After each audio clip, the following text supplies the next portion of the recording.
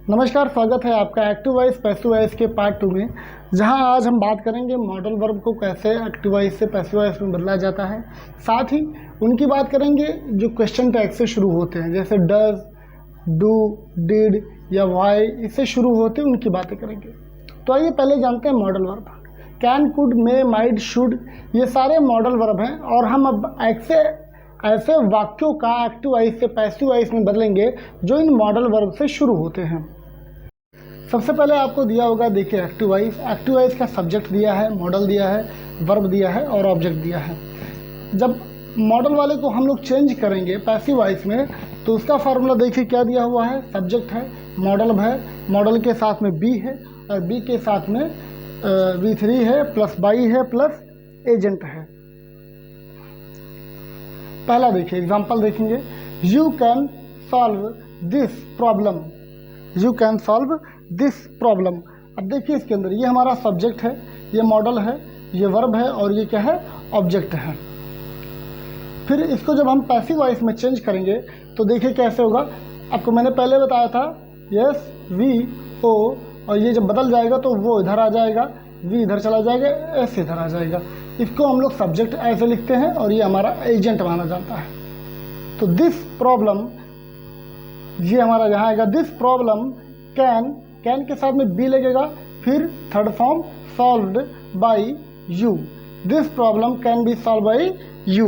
ये हमारा modal verb का एक्टिव से पैसिव वॉइस में बदलने का तरीका है। अब धीरे धीरे हम पढ़ेंगे क्वेश्चन की तरफ। Passive of interrogative sentences, do, does, did, have, is, am, are से शुरू होने वाले वाक्यों का हम एक्टिव से पैसिव वॉइस में बदलेंगे। सबसे पहले हम शुरू करेंगे डू ऑर्डर। डू ऑर्डर देखते ही आपको याद आता होगा, ये हमारा प्रेजेंट का होता है, इसके साथ इज, एम, आर का प्रयोग होता है। एक्टिव वॉइस का इसका जो फार्मूला है वो है डू या does plus subject plus verb plus object question mark. इसको जब हम पैसिव वॉइस में बदलेंगे तो इसका फार्मूला आएगा is, am, are plus subject plus verb 3 plus by plus agent. पहला देखिए हमारे सामने है पहला example, does he need some money, does he need some money. अब ये हमारा क्या रहेगा, आप जानते हैं ये हमारा डू या डज रहता है, डू या डज रहता है। ये ही हमारा सब्जेक्ट है, ये नीड हमारा V1 है, ये सम मनी जो हमारा है वो ऑब्जेक्ट है। अब हम बदलेंगे तो डू या डज को हम किसके साथ अनुसार बदलेंगे, सम मनी के अनुसार। तो सम मनी हमारा क्या आ जाएगा, ये सिंगुलर में आ जाएगा। तो जब शुरू करेंगे हम कैसे बनेगा, ये बनेगा हमारा is some money, is some money. ये हमारा V3 में चेंज होगा, हो जाएगा NEED, needed by him, is some money needed by him, और ये क्वेश्चन मार्क होगा। तो ये हमारा क्या रहेगा, इज, एम, आर रहेगा, सम मनी हमारा क्या रहेगा, सब्जेक्ट रहेगा, ये हमारा V3 रहेगा, बाई हमारा और प्लस ये एजेंट। ठीक है, फिर अब हम चलेंगे डिड की ओर। किसकी ओर चलेंगे, डिड की ओर चलेंगे। डिड को देख के ही आपको याद आता होगा कि ये हमारा पास्ट में है। देखिए कैसे बनता है, डिड का फार्मूला क्या होता है एक्टिव वॉइस का, ये did plus subject plus verb plus object. अब इस फार्मूले को डिड के साथ शुरू हुए वाक्य को जब हम पैसिव वॉइस में बदलते हैं तो वाज या वर होता है प्लस सब्जेक्ट होता है plus verb 3 plus by plus agent. Subject के अनुसार ही हम वाज वर का प्रयोग करते हैं। तो पहला हमारा है did he entertain you, did he entertain you. तो डिड हमारा क्या है, ये हमारा डिड ही रहेगा, ये हमारा सब्जेक्ट है, ये हमारा वर्ब है V1 और ये हमारा ऑब्जेक्ट है।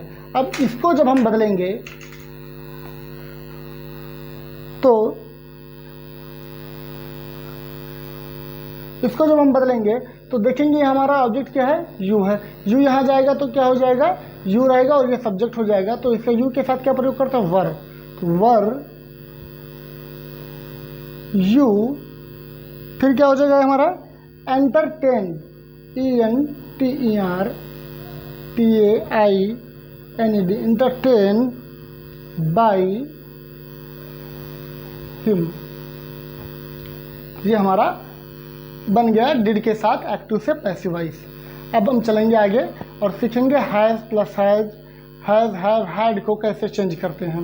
इसका फार्मूला हम देखेंगे, has have had plus subject plus verb की थर्ड फॉर्म प्लस ऑब्जेक्ट। हम लोग सब लोग जानते हैं कि जब भी इन तीनों की बात होती है इनके साथ अक्सर कहीं भी हो ये इनके साथ थर्ड फॉर्म ही लगती है।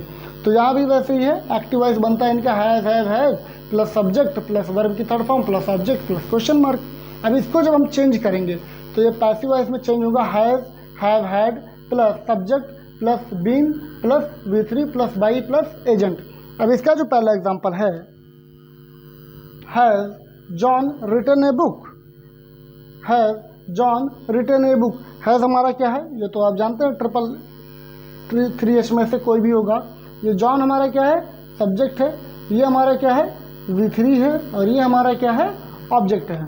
अब इसको हम बदलेंगे तो has a book been written by John, क्या हो जाएगा, ये हमारा बनेगा। देखिए अगर आप यूपी टेट की तैयारी कर रहे हैं तो ये मान के चलिए आपको इसी से ही मैं गारंटी के साथ कहता हूँ कि जितना भी वीडियो बनाया जाएगा उसमें आपको 30 नंबर का आता है यूपी टेट में अंग्रेजी, और गारंटी है कि आप 25 से नीचे तो नहीं पाएंगे। बस जैसे जैसे रास्ता दिखाया जा रहा है आप वैसे वैसे चलते रहिए, इसको अपनी कॉपी पे नोट करते रहिए और प्रैक्टिस करते रहिए। आगे भी और पढ़ेंगे हम।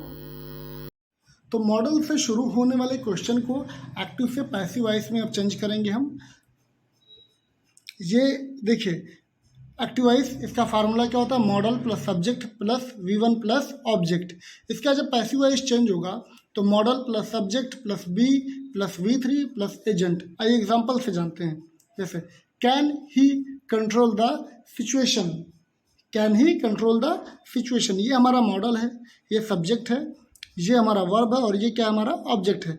अब इसको जब हम चेंज करेंगे तो ये ऐसे चेंज होगा, कैन,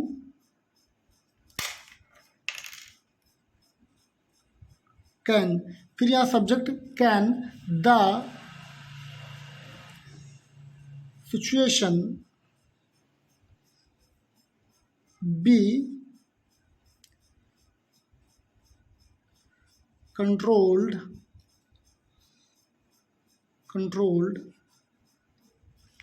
बाय हिम। एक्टिव से पैसिव वॉइस में इसका ये बनेगा, can the situation be controlled by him. हमको ना फोकस करना है अपने इस फार्मूले पे और डेली से डेली प्रैक्टिस करना है, जिससे हम इसमें एक अच्छी सी जो सुधार कर सके। अब ये पैसिव ऑफ इम्परेटिव सेंटेंस जो होता नहीं, लेट से शुरू होता है लेट से ख़त्म होता है, ऐसे वाक्यों का हम लोग बनाएंगे एक्टिव से passive voice. Passive voice of imperative sentence जिसमें ऑर्डर, रिक्वेस्ट, सजेशन आदि का बोध होता है। V1 का प्रयोग, मतलब इसका जब भी बनेगा तो आपका V1 का प्रयोग होता है। ऑर्डर वाले वाक्य का पैसिव। एक्टिव वॉइस, इसका एक्टिव का फार्मूला जानिए, V1 प्लस ऑब्जेक्ट। इसके अंदर क्या होता है, सब्जेक्ट हमारा गायब होता है या तो साइलेंट होता है। क्या होता है, साइलेंट होता है। पैसिव वॉइस बनेगा late plus subject plus B plus V3।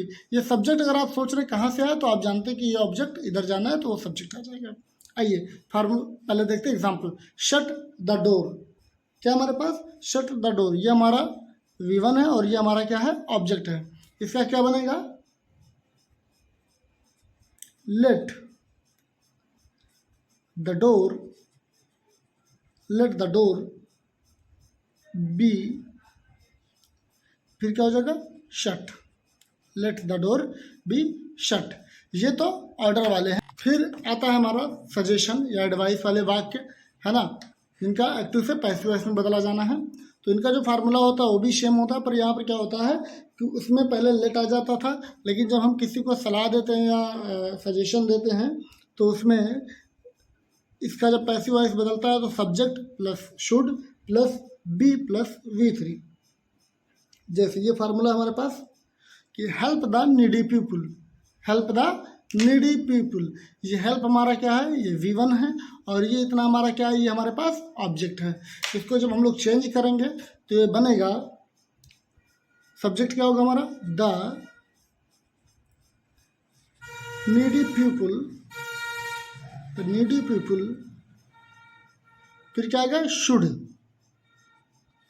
Should be, third form help का क्या होगा, हेल्प्ड। इस तरह हमारा ये मॉडल वर्ब जो है उनका प्रयोग होता है। ये हमारा हेल्प क्या है, V1, और ये ऑब्जेक्ट। अब ये हमारा क्या रहा है, नीडी पीपल, ये हमारा सब्जेक्ट है, ये हमारा शुड है, ये हमारा बी है, और ये हमारा क्या हो जाएगा, V3 हो जाएगा। इस तरह एक्टिव वॉइस और पैसिव वॉइस यहीं पर फिनिश होता है। एक मैं आपको बताऊंगा, आप कहीं भी देखेंगे, आपने एक चीज़ गौर किया होगा कि जहाँ भी कोई भी वाक्य हैज़ या हैड से शुरू हुआ है, चाहे वो एक्टिव वॉइस में हो या पैसिव वॉइस में, उसके साथ में प्लस, उसके साथ में क्या आया है, हमेशा V3 आया है। तो कभी भी एरर में हम लोगों को दे दिया जाता है, एक्टिव वॉइस में ही दे दिया जाता है बना के, और हैज़ हैव हैड दे दिया जाता है, तो उसके अंदर क्या होता है कि हम लोग ये V1 दे दिया जाता है, तो हम लोग कन्फ्यूज हो जाते हैं, हमको लगता है वही सही है, तो हम लोग टिक माराते हैं। हमको ध्यान रखना, ये हमेशा कभी भी हैज़ हैव हैड आएगा, इसके साथ हमेशा वर्ब की थर्ड फॉर्म का प्रयोग होगा। बाकी टेंस भी हो गया आपका और मॉडल भी होगा। और अगर कुछ बचा हो तो आप कमेंट में ज़रूर कमेंट करके बताएं, ताकि हम इस वीडियो को और कंटिन्यू कर सकें। थैंक यू, धन्यवाद। यूपी टेट की तैयारी के लिए बहुत स्पेशल है, बहुत ही खास है।